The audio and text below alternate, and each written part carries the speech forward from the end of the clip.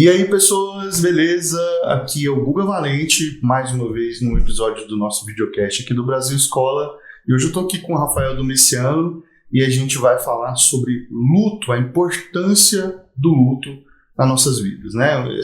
Esse momento que é um momento tão importante que às vezes, por conta da nossa cultura, a gente acaba passando despercebido. Por favor, se apresente. Olá, agradeço a oportunidade de estar aqui presente. Realmente fiquei muito feliz com o convite, principalmente para falar sobre esse assunto, um assunto tão importante e que merece, com certeza, a nossa atenção. Então, como já foi mencionado, meu nome é Rafael Domiciano, trabalho nesse segmento do luto há mais ou menos uns 20 anos.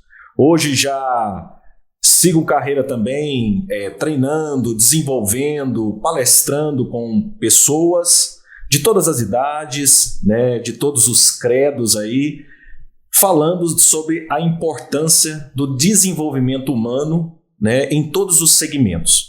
E o segmento do luto é algo que todos nós passamos, independente do nosso estado aí momentâneo, físico, mental, independente da nossa idade, independente de sexo, poder aquisitivo, o sintoma da perda é algo que todos nós vivemos. E pode ser que você aí esteja vivendo nesse instante. É isso. Eu queria começar aqui fazendo uma recapitulação aqui sobre uma coisa que a gente ouve em todas as vertentes religiosas, ateístas, em todas as culturas, a gente escuta sempre aquela, né?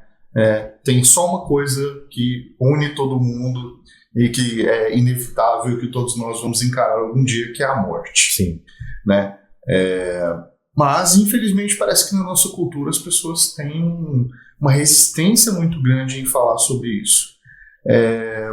Por que você acha que isso acontece aqui no nosso país? Olha, a morte, ela é realmente um tabu. E falo para você, não só no nosso país. Ela também é um tabu fora, em outros países também. Há países que lidam melhor com a morte, isso é verdade, né? Que se espiritualiza em rituais, em passagens, que aquilo dá ali um afago, né? Um acolhimento maior para que isso possa ser mais discutido. Só que a morte em si é a única verdade de todos nós, né? A única verdade de todo ser humano é a morte. E é o que menos a gente quer discutir. É o que menos a gente quer falar. Tem uma estudiosa americana que ela gosta de falar o seguinte, que como falar de sexo não engravida, falar de morte não mata ninguém. É uma boa. Entendeu? É uma boa. Então, mas é um tabu que nós vivenciamos. Porque toda vez que à mesa a gente tem um diálogo, a gente conversa, como vai ser quando eu não estiver aqui com vocês, um pai de família? Aí todo mundo já fala, não, pai, pelo amor de Deus, bate aí na mesa, não fala sobre isso não. E o que acontece? Despreparo.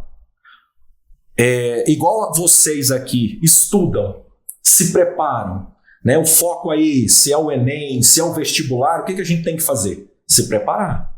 Tem que fazer o que mais cai na prova é isso, vamos estudar, né? As equações, fórmulas, contextos, sobre um processo das redações. A mesma coisa é a morte. É uma preparação de algo que é inevitável. Pode acontecer amanhã, pode acontecer hoje, pode acontecer daqui 30 anos, 50.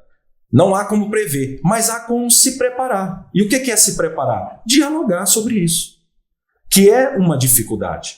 E até eu cito de novo essa autora sobre a fala, que o sexo também é um tabu nas nossas famílias. Né? Principalmente para os jovens, há uma dificuldade extrema em falar sobre determinados assuntos, com a mãe, com o pai, né? E até, sei lá, com os irmãos. A mesma coisa ali é o tabu da morte. Hoje, a preparação para todo esse contexto ela é muito difícil.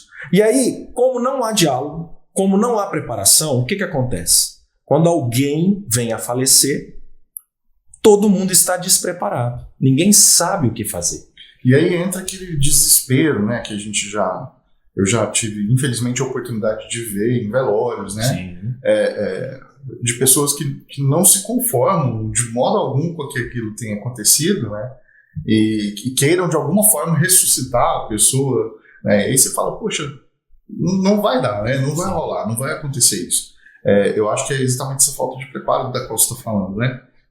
E como é que a gente se prepara, então? Assim, já que você está falando que falta para nós preparo, como é que a gente se prepara para a morte? Seja a nossa morte para os outros, seja a morte dos outros para nós. Eu acho que o preparo, ele é algo muito difícil, porque ele precisa de outros quesitos. Um deles é o desapego. E o desapego é um fator que não é trabalhado. Você não tem uma matéria da escola para te ensinar a se desapegar com as coisas. Seu pai, às vezes a mãe ou o ambiente familiar, não treina as pessoas para um desapego à vida, para um desapego a uma pessoa. Ao contrário, hoje o mundo em si, ele nos coloca sempre a apegar em alguma coisa. Eu tenho que apegar a um grande amor, eu tenho que me apegar a um projeto de trabalho, eu tenho que me apegar a uma profissão, eu tenho que me apegar a valores materiais, eu tenho que me apegar à inteligência. Então, num contexto de apego, a morte vem para falar para você assim, desapega. Porque pode ser que o dia da manhã você não vai poder mais contar com toda a segurança que você tem, seja no seu âmbito familiar, seja com aquela pessoa querida que você tem hoje. Então, essa é a primeira dificuldade, e é uma dificuldade que leva tempo para ser trabalhado, e é um contexto que a gente deveria trabalhar desde pequeno, essa é a verdade. Eu acho muito curioso o fato de que no nosso país de predominância cristã, né, o discurso dentro do cristianismo, dentro das suas mais vastas vertentes, fala sempre sobre a morte, sim, fala sempre sobre um plano superior, sobre um outro lugar para onde as pessoas vão depois de morrer, né? Fala sempre sobre evitar os pecados, porque isso vai te propiciar ir para um lugar melhor, né? Então, assim, de modo bastante generalizado é isso. E mesmo assim, mesmo dentro de uma doutrina, mesmo dentro de uma ideia que está sempre sendo tocada, né? Quer dizer, o assunto morte, sobretudo na figura do Cristo, é muito recorrente dentro das religiões. E mesmo assim, né, esse despreparo das pessoas ainda é muito grande. E assim, eu vejo hoje também assim, uma coisa que aí, eu não sei se você concorda com isso, mas ao mesmo tempo que as pessoas querem se apegar a alguma coisa, elas também estão num momento de desconexão com o outro, uma conexão real, né? Essa vida rodeada de redes sociais, de aparelhos eletrônicos, tem feito com que jovens, por exemplo, não se encontrem, eles não se vejam, né? Eu imagino que você tenha mais ou menos a mesma idade que eu. Bom, a gente se encontrava com os nossos amigos, né? A nossa rede social era na praça, na pracinha perto de casa, e a gente estava lá todo mundo de corpo presente ali, né?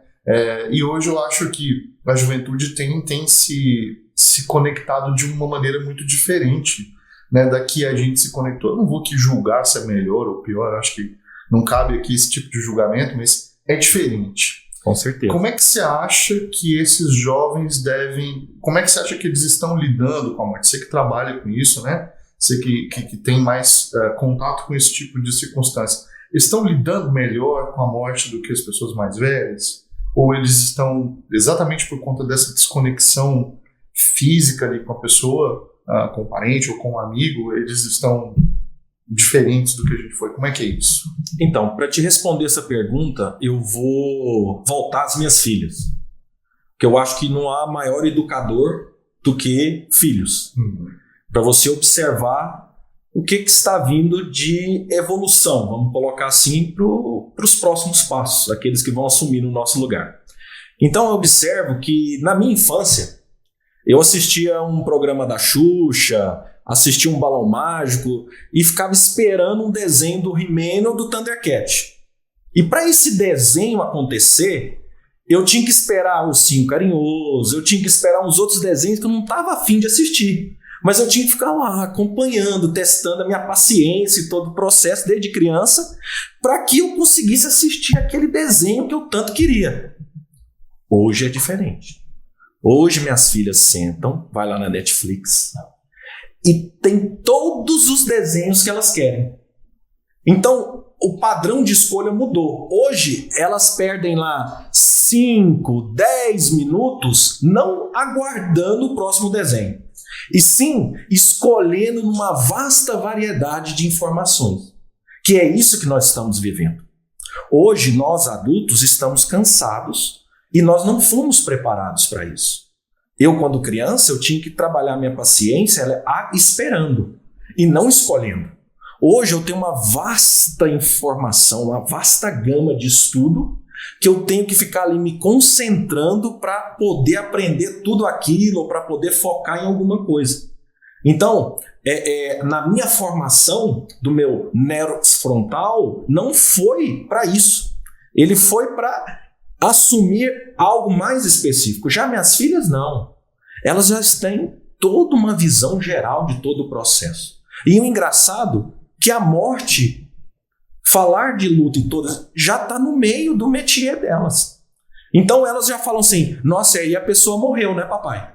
Não, minha filha, não morreu, para de matar as pessoas. Não é assim que acontece, calma. Vamos falar aqui direitinho, ó, desmaiou só, teve isso. Não, mas se bater a cabeça, aí morreu.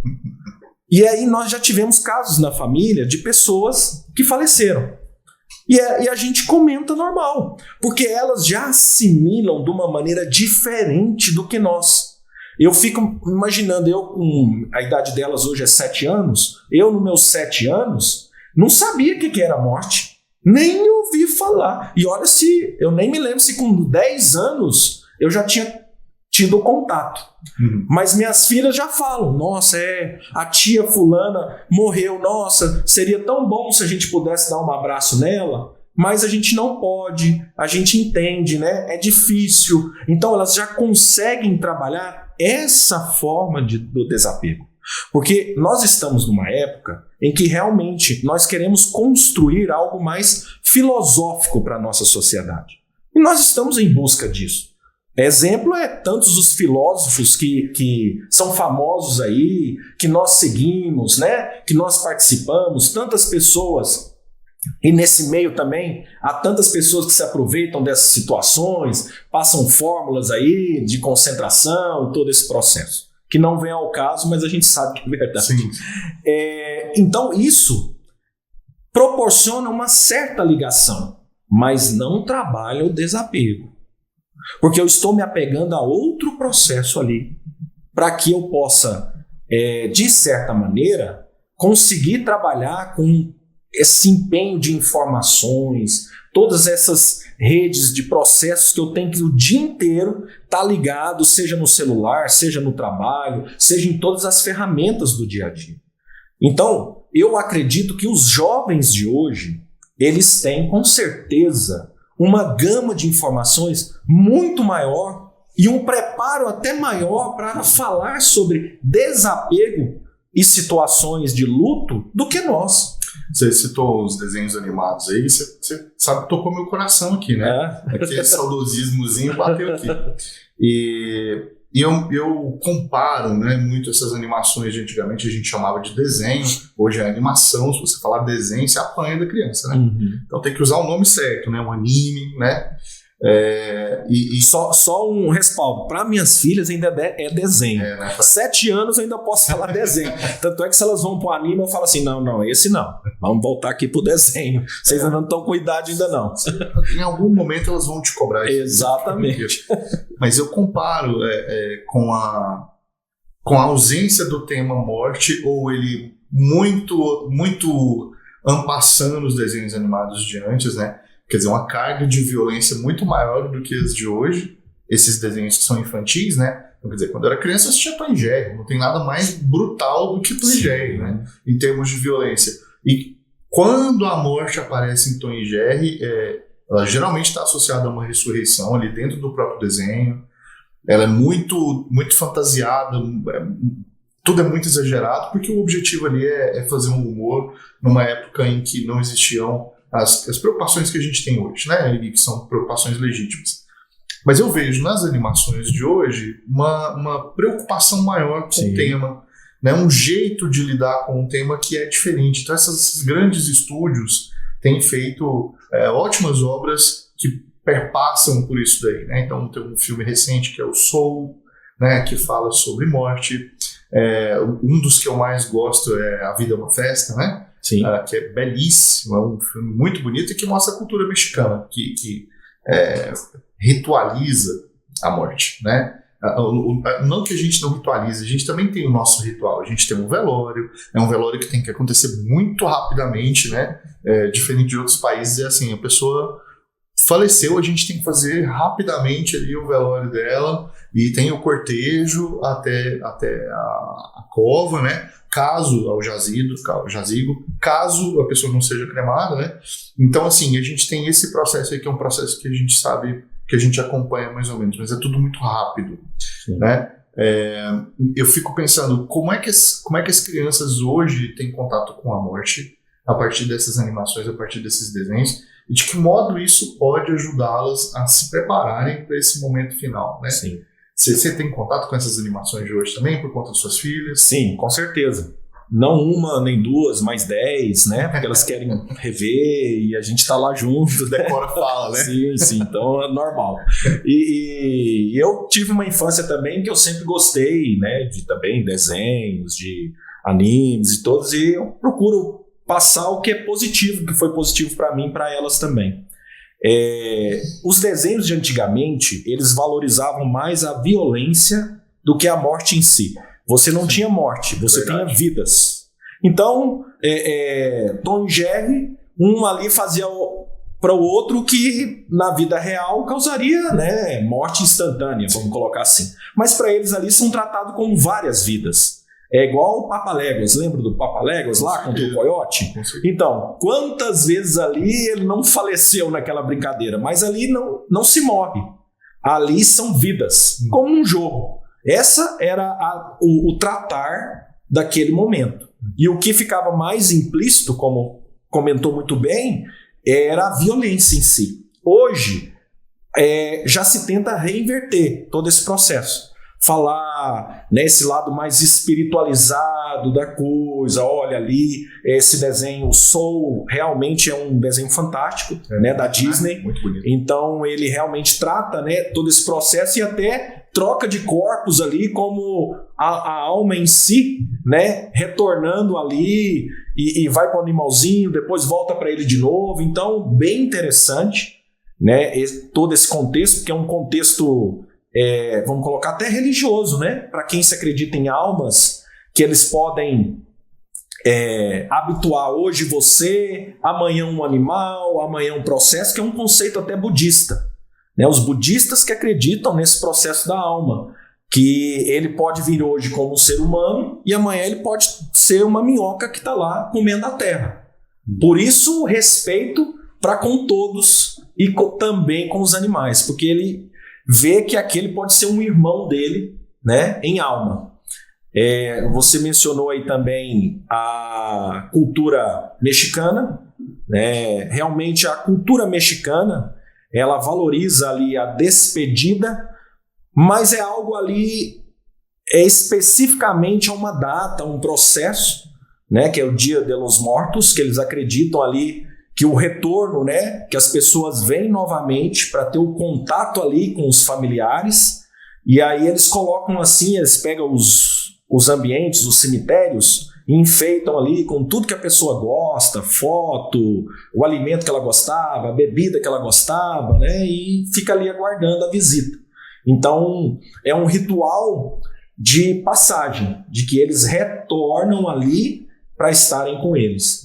Né? E o americano, que é um ritual aí mais demorado, que ele realmente cumpre-se o velório, na maioria das vezes, dentro dos lares. Por isso é que gasta-se tempo.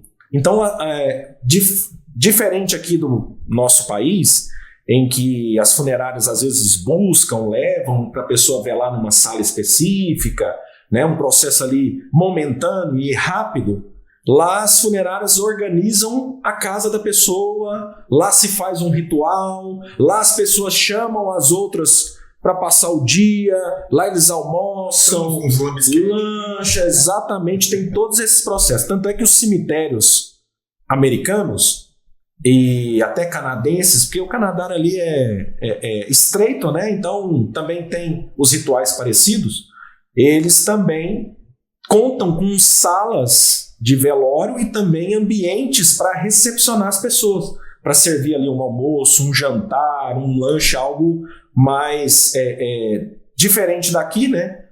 Lá é mais intenso nessa recepção, né? Dura aí 24 horas no mínimo, todo esse processo. E a nossa despedida, ela vem cada vez mais encurtando, justamente pela nossa ação, vamos colocar, do imediatismo, né, das coisas. A gente quer mesmo realizar aquele processo ali, a gente quer para ontem, a gente tem muita coisa para fazer, a gente está atrás, e aí vai se criando essas culturas. Eu me lembro de quando meu pai faleceu, né, que foi um momento muito triste, né, para toda a família e tal, ainda que ele tenha falecido muito velhinho, então a gente tenha se preparado de alguma maneira, né, é sempre um baque, né, sempre uma coisa que a gente não quer que aconteça, e quando acontece a gente tem que lidar com isso, né. Mas era, assim, eu recebi uma ligação de uma pessoa do meu trabalho, perguntando, meus pêsames e tal, né, se você vai tirar um tempo aí, né, para poder ter o seu luto, né. Eu falei, sim, eu preciso desse tempo, né, mas que dia que você acha que você volta? Eu falei, poxa, será mesmo que esse é o momento, né, assim, de perguntar sobre isso? Então, assim, falta esse tato também na nossa cultura, né, falta esse tato por entender o que de fato é o luto. Então, assim, a gente está falando sobre morte, a gente está falando sobre luto aqui, mas eu gostaria que você desse uma definição para a gente, uma definição aproximada do que é luto e de que maneira a gente pode relacionar isso com outras coisas. Vamos por partes, né? Começa definindo para a gente o que é luto. Olha, de uma maneira fácil para o nosso entendimento, o luto é uma perda. Então o luto, ele exclusivamente não está ligado ao falecimento de pessoas. O luto é a perda de algo que para mim tinha uma importância. Então, na verdade, apesar da gente falar, né, que a morte é um tabu de todos esses processos e ligar muito o luto ao conceito da morte, nós vivenciamos o luto em vários processos. Então, eu vivencio o luto às vezes quando alguém me rouba meu carro. Eu vivencio o luto quando eu sou demitido do meu emprego. Os jovens aí que estão nos assistindo, quem aí não vivencia, já vivenciou, até está vivenciando o luto pela perda do namorado ou da namorada, do relacionamento, que é um luto muito sofrido. Nossa. E é um luto que às vezes a gente não dá muito valor. Porque a gente não dá valor ao sofrimento de perda das outras pessoas. A gente coloca ali o luto só nesse processo de que, não, quando a pessoa perdeu alguém, aí sim ele está sofrendo algum tipo de luto. Aí sim é um sofrimento. Mas quantas pessoas, e principalmente os jovens, não estão sofrendo lutos no seu dia a dia? Aquele que estuda para um vestibular um ano inteiro, dedica, faz tudo o que lhe pede, e no final do ano, às vezes, ele não consegue uma aprovação, ele vai sofrer um luto. Porque ele vai ter lá, antigamente usava-se o nome de fases, mas a gente não está utilizando mais fases, porque fases do luto a gente remete a passar fases, como um jogo de videogame.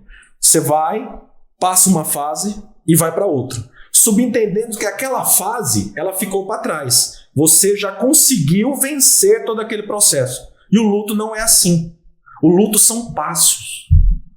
Você vivencia... Desculpa te interromper. Essas fases das quais você fala são aquelas de antes, de negação? Sim, é conhecida por todos, que qualquer busca na internet aí vocês vão achar. Uns chamam de 5, outros chamam de 7. Então hoje a abordagem mais moderna não considera mais essas fases. Não considera fases, Certo. né? Considera, assim, passos. Ótimo. Você pode vivenciar o que chamava fase antigamente. Vamos colocar um exemplo. A negação. Você pode vivenciar a negação como um passo. Por quê? Hoje, pode ser que você nega que aquilo você perdeu. Não, mas eu não perdi. Não, ainda tenho chance. Não, isso não aconteceu. Não, eu não aceito. E aí depois você passa para um outro passo. Mas vai ter um momento que você pode retornar de novo à negação. Sim. Porque isso é vivenciar o luto. O luto não é uma escadinha que você vai seguindo assim, e chega lá no final. Não é assim. E o luto, às vezes, ele pode durar anos. Porque pode ser que você conseguiu trabalhar certas coisas dentro de você, mas pode ser que algumas outras retornam. Vou dar um exemplo. Vamos colocar aqui mais na prática do contexto que nós estamos, né, que são os jovens aí que estão buscando, né, para estudar, passar no Enem, passar no vestibular, né, estão todos aí focados nesse propósito. Então, quantos aí já não devem estar vivenciando um luto de não ter conseguido? E aí ele vai vivenciando essas fases no decorrer do ano, do próximo estudo. E pode ser que essas fases atrapalhem alguma coisa ali ou outra se elas não foram bem trabalhadas. Você falou uma coisa interessante, porque assim, eu sou professor de ensino médio, né? Sim. Eu dou aula para esses estudantes no primeiro, no segundo, no terceiro ano e no curso preparatório para Enem e vestibulares. E é muito interessante o aluno do ensino médio, primeiro, segundo e terceiro ano, quer dizer, pessoas que entram com 14 anos, saem com 16, 17, são outras pessoas completamente diferentes, mas a pessoa do curso preparatório é outra completamente diferente. Porque tomar bomba no primeiro ou no segundo ano, ou mesmo no terceiro, não é a mesma coisa do que tomar bomba no Enem. Exatamente. Então o aluno do terceiro ano, quando ele não passa pro Enem, ele não passa no vestibular, ele não vai para a universidade no ano seguinte, e ele vai para o curso, ele é outra pessoa. Então aquele comportamento que ele tinha de conversar demais, e de não estudar, e de ficar mexendo no celular o tempo inteiro, muda drasticamente. E esse aluno que antes era o aluno que a gente precisava chamar a atenção, agora é um aluno que eu nem sei que o professor quer falar.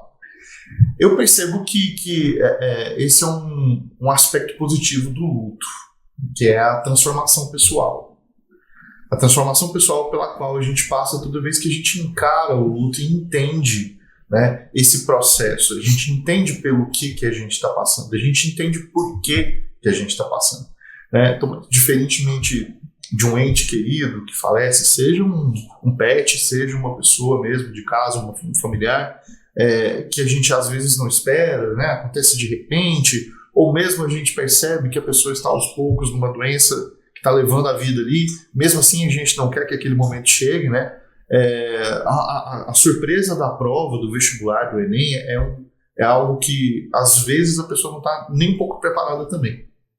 Mas ela tem uma segunda chance, né? Então é um luto que pode se ressignificar para criar um novo ciclo, criar uma nova estradinha até aquele momento novamente, diferente do que acontece com a morte dos seres vivos, né? Dos seres com os quais a gente convive. Sim. E qual que é a importância disso, de a gente vivenciar esse luto de uma maneira consciente, entendendo que o processo vida e morte são um recorte no tempo que é cíclico. Sim, como você colocou, quando a gente perde alguém, há também um ressignificado. Porque eu tenho que se ressignificar toda a minha vida, todo o meu processo. Me entender ali pela perda de uma pessoa, me ressignificar no meu contexto ali de vida. Não quer dizer que às vezes eu vou ter uma outra oportunidade de fazer de novo o que eu vivenciei com aquela pessoa. Não, aquilo é único. Mas eu vou ressignificar para ter outras histórias também. Então, como o Enem, que eu tenho que, no decorrer da minha caminhada, me ressignificar se eu não passei na primeira vez, o que eu preciso fazer? Trabalhar todo esse processo, que é, sinceramente, o que a vida e o que as pessoas não fazem. Lembra que a gente comentou no início da nossa conversa, mas quais seriam os passos para enfrentar? O primeiro é o desapego, o segundo é trabalhar todo esse processo do luto, que é o que a gente não faz.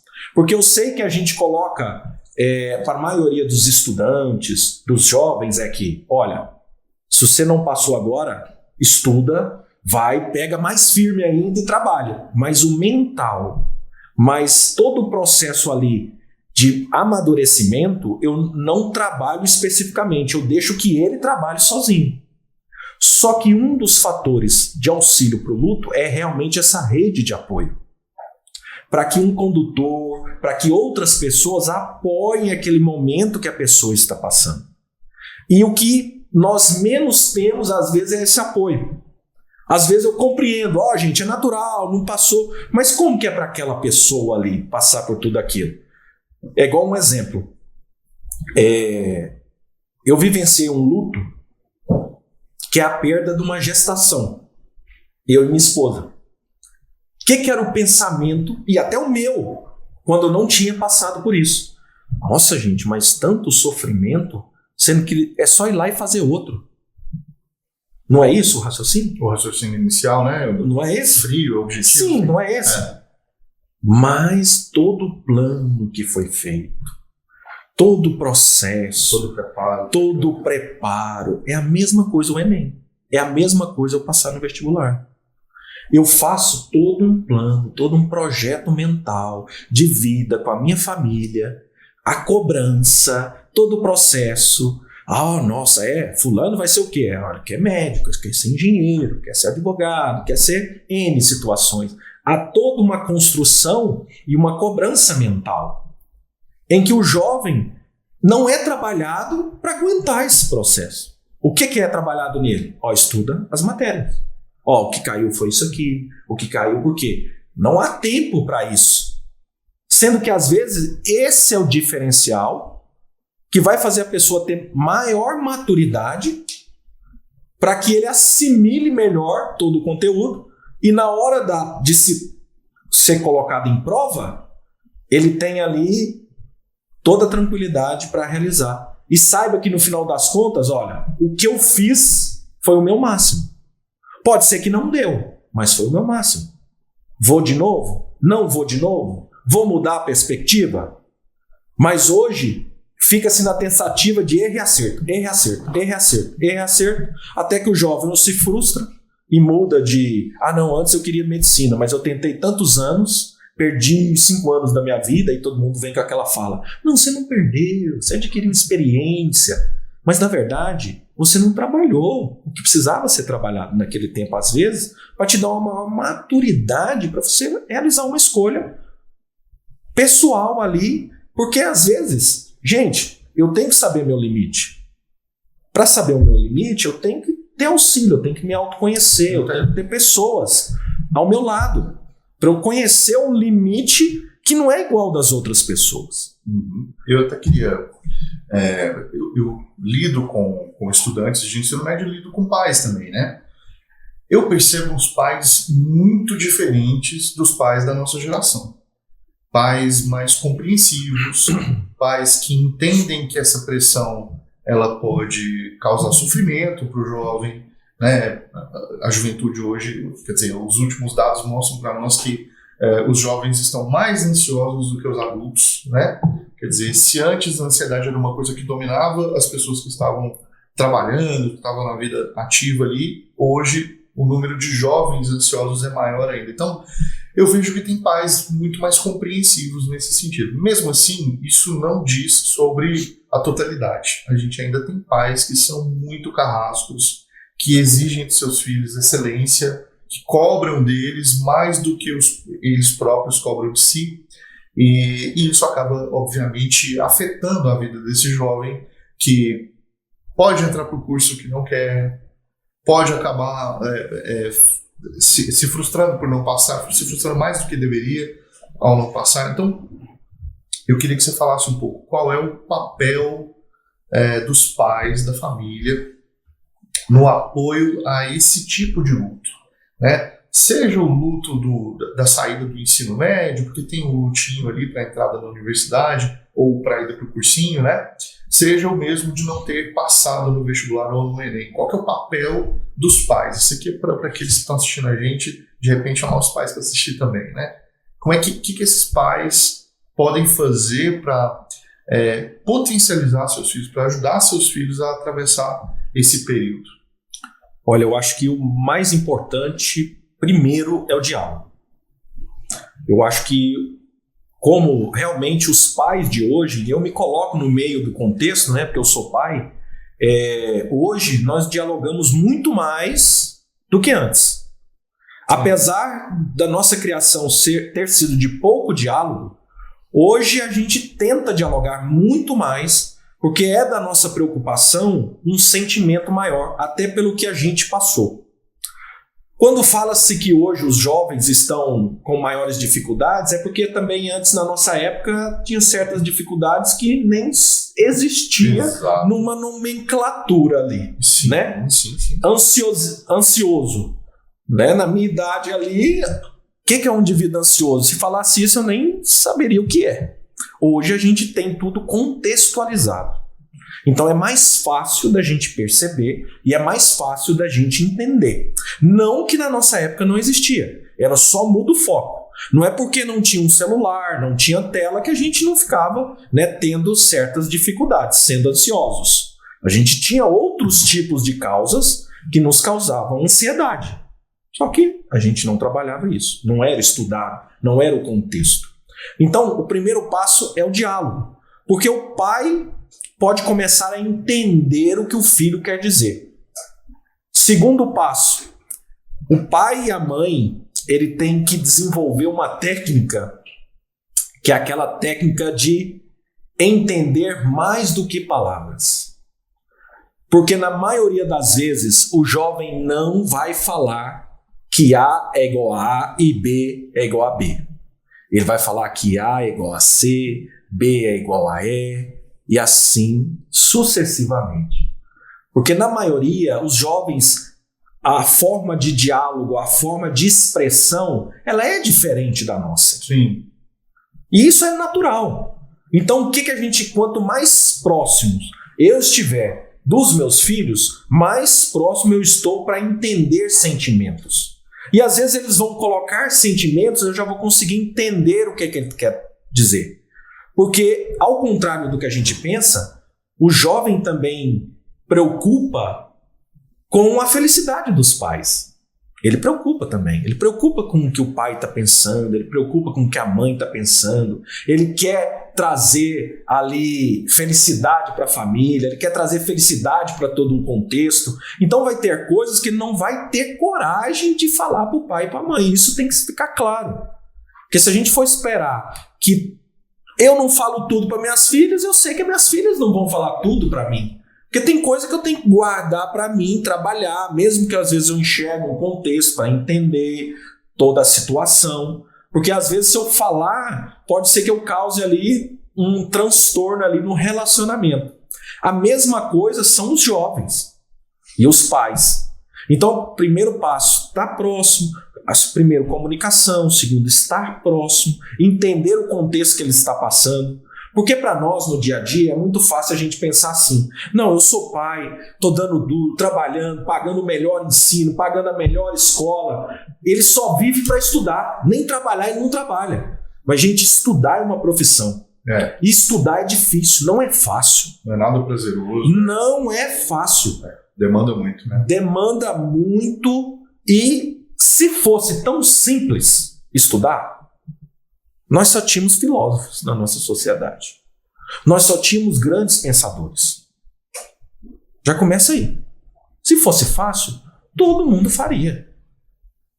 Então, estudar não é fácil. Eu já tenho que partir por esse princípio. Por mais que ele fique só para isso, é só fazer um exercício mental. Se eu pegar uma semana e falar assim, essa semana eu vou ficar à toa. Eu vou ler 10 livros. Então leia 10 livros uma semana e me fala, foi fácil?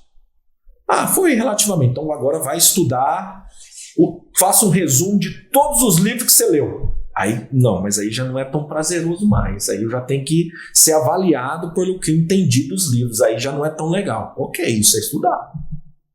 Ler como prazer é uma coisa. Estudar é diferente.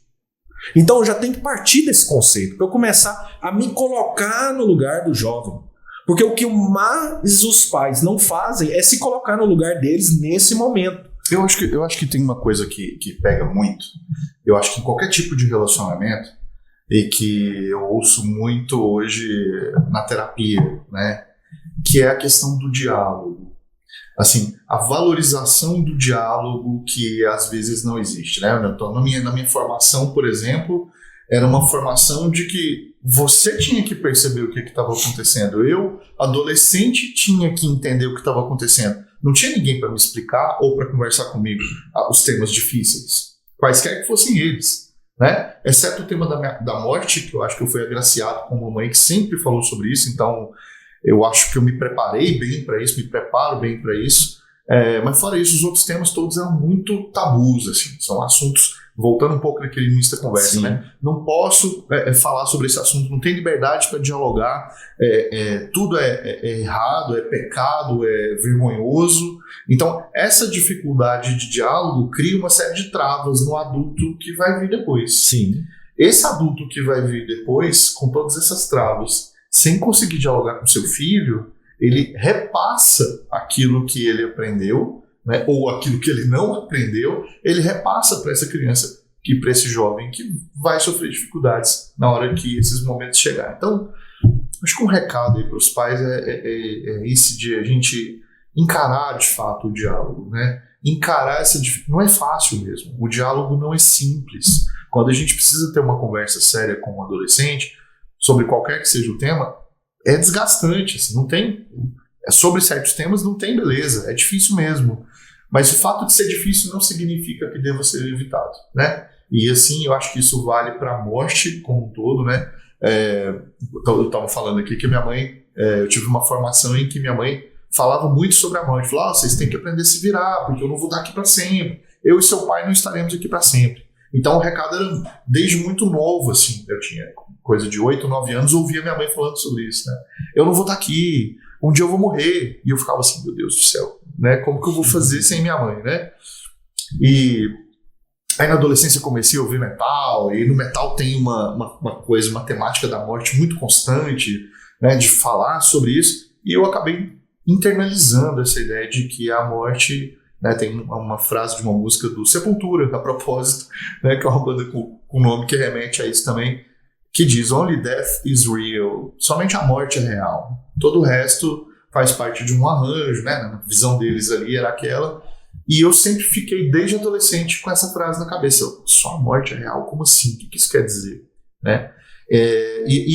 Hoje o sentido que eu atribuo a isso é aquele da convergência que a gente falava no começo. Né? Não importa se você é bilionário, dono de rede social, ou enfim, não importa se você é pobre, não importa se você passa dificuldade, não importa a cor da sua pele, a morte é igual para todos. Todo mundo vai chegar lá e todo mundo vai ter que passar por isso, né? Sim. E assim como os elefantes fazem, né, a gente tem que aprender a revisitar os nossos mortos para poder entender o legado que eles deixaram ali para a gente e para que a gente possa também ter esse momento para viver a saudade, né? Saudade é uma palavra do crioulo que tem no português também e que tem um significado muito difícil de explicar, né, para uma pessoa de fora, porque não tem a ver só com sentir falta, né? A saudade tem a ver com uma certa melancolia, mas que está associada ao amor. Então é um misto de experiências quando a gente tem saudade, sobretudo de uma pessoa que se foi, né, que é difícil de a gente colocar como sendo uma coisa só. Né? A gente fala, nossa, essa saudade dói. Dói, mas você também ama. Mas também tem amor envolvido nisso daí. Tem outras coisas, né? E eu acho que com a sua explicação aqui, eu entendo, eu lembro da saudade como sendo um fator importante para a gente poder... Eu não digo superar, porque eu não sei se é uma questão de superar, mas de aprender a conviver. Ressignificar. Ressignificar, não é isso? Isso. É a melhor palavra para o contexto, né? E interessante o dizer aí da banda Sepultura, né? Que a morte realmente é o que é real. Porque, na verdade, a gente faz planos na vida. A gente faz planos, a gente tem idealizações, a gente faz projetos. E para tudo isso a gente se prepara, menos para o que é real. Verdade. Então essa é um significado aí muito importante mesmo, porque por real a gente não quer se preparar. A gente quer fazer planos, a gente quer pensar como se nós fôssemos seres aí imortais, sem visualizar que há um início, um meio e um fim. E o viver a história é que é o legal, né? Deixar aí toda a positividade, vencer aí os desafios, todos os projetos em si, isso é que transforma, isso é que dá, né, a maturidade necessária, isso é que traz a história para o real que é para todo mundo. E é um real não só para mim, né, mas para todos nós. Né? Então, realmente bem profundo. Filosófico. Eu também gosto, né, de metal, de rock, realmente, né, são essas... É um estilo que fala sobre morte, né? Às vezes de maneira meio grotesca. Mas e não só morte, fala muito da realidade do dia a dia. Claro. Né? E eu acho assim, pegando um gancho, eu acho que não só o papel dos pais, mas eu acredito que a educação, que é uma área que eu gosto muito, que apesar de eu ter dedicado aí anos nesse projeto do luto, hoje eu desenvolvo pessoas em liderança, em desenvolvimento pessoal, isso em qualquer frente de trabalho, e o que a gente vê muito é que cada um precisa exercer o seu papel necessário ao momento. E eu acredito que a educação, ela está sendo necessária e gradativamente vai exercer esse papel também de fortalecimento mental às pessoas. Porque é o que falta ainda, né, no nosso meio. É as pessoas estarem preparadas mentalmente, na sua maturidade emocional. Que hoje você vê grandes líderes, você vê CEOs de empresas com dificuldades, ou aqueles que querem administrar negócios, mas que não têm essa preparação emocional ainda. E o papel da educação, ela tem uma insignificância imensa para que isso se transforme. Hoje, ela exerce um papel de esclarecer por um propósito e uma necessidade. Mas o caminhar em si, que é o que a gente fala aqui na vida, tem que ser o melhor, eu acho que ainda há uma brecha para a gente trabalhar mais um pouquinho. E eu gosto muito porque uma das primeiras formações que eu tive foi matemática. Eu sou matemático. Um crossover, né? Psicólogo, matemático. Eu iniciei com a matemática e fui trabalhar realmente com pré-vestibular para montei um cursinho e a gente lidou muito com essas instâncias assim do vestibular, e eu vivenciei isso, porque eu fiz matemática, mas depois eu queria medicina, e num período eu fiquei um pouco perdido, eu ia assim nos sonhos que meu pai idealizou, no que a sociedade pedia, depois eu vi o que eu realmente queria, e há toda uma construção, uma maturidade para isso. E até às vezes tem, faça aí um teste para você ver o que você tem mais aptidão, mas às vezes nem os testes conseguem te falar o que você vai exercer de uma melhor maneira. Sim. Porque às vezes você faz um teste sem muita maturidade e aquilo vai influenciar no resultado. Se você responde sem saber a resposta, você vai influenciar o resultado negativamente, porque você responde, mas você não sabia. Eu fiz um teste ali, mas eu nem sei o que eu respondi. Né? Mas deu um resultado, que eu tenho que ser isso. Então eu vou buscar ser isso. Então eu acho que há essa brecha para que realmente, além dos pais, os processos educacionais tenham momentos, né? Não é dentro da sala de aula eu tenho um foco, mas criar momentos em que, às vezes, uma fala de fora, ela instrui mais dentro de casa do que uma fala de dentro. Essa é a verdade. Então, às vezes, o filho pode falar para o pai, pai, eu estou passando por isso, eu estou assim, eu estou assado. Mas quando é um de fora, principalmente, esse tem algum conhecimento, ou tem algum know-how em certa área falando, ele pode dizer a mesma palavra ou a mesma forma que um adolescente. Ou até a mesma palavra e a mesma forma que o pai falou para o adolescente. Mas ali naquele instante serve. Né? Então, tem que haver essa preocupação, que ela faz parte ali do diálogo. Se ele às vezes acontece, mas ele não transcende ali, pode ser que em outros papéis, em outros momentos, a gente dá uma forcinha e a gente consegue ali implantar aquela sementinha. Importante a gente não desistir, né? Certo. E assim, às vezes uma conversa não ficou tão clara e às vezes com o tempo ela pode ficar mais clara, né? Com certeza. A gente está caminhando para o final aqui e eu queria fazer uma provocação aqui para você me dizer assim, o que você gostaria que tivesse na sua lápide. Para a gente pensar um pouco sobre esse momento do luto. Assim, hoje em dia não é muito comum, né? Na lápide ter lá mais aquelas lápides antigas, mas vamos imaginar que na sua lápide, o que você gostaria que tivesse escrito? Olha, se hoje eu fizesse a minha lápide, visualizasse, eu gostaria que tivesse escrito assim: fez diferença na vida das pessoas. Boa. Se eu tivesse feito diferença na vida de alguém, para mim, seria uma vida útil. Porque o meu propósito é fazer diferença. Eu acredito que fazer a diferença é você estar num ambiente, num local e conseguir fazer que a outra pessoa tenha um pensamento diferente do que ela já tinha. Então você conseguiu despertar uma nova visão, um novo raciocínio. E eu acredito que isso é fazer diferença na vida das pessoas. Bacana. Muito bom. A minha seria: morreu de tanto viver. Eu queria que tivesse assim, gastou a vida até o fim da pasta de dente. Gente, a gente vai ficando por aqui. Eu queria agradecer imensamente a sua participação aqui. Foi muito legal. A gente teve um papo aqui que para mim foi muito mais filosófico do que eu imaginava. A gente conseguiu fazer boas reflexões aqui. Espero que vocês tenham gostado. Espero que vocês aproveitem todas essas ideias que foram colocadas aqui, para que vocês possam viver a vida de vocês, gastar a vida de vocês e fazer diferença também na vida de vocês e dos próximos. Valeu? Obrigado. Eu que agradeço. Até a próxima. Até mais.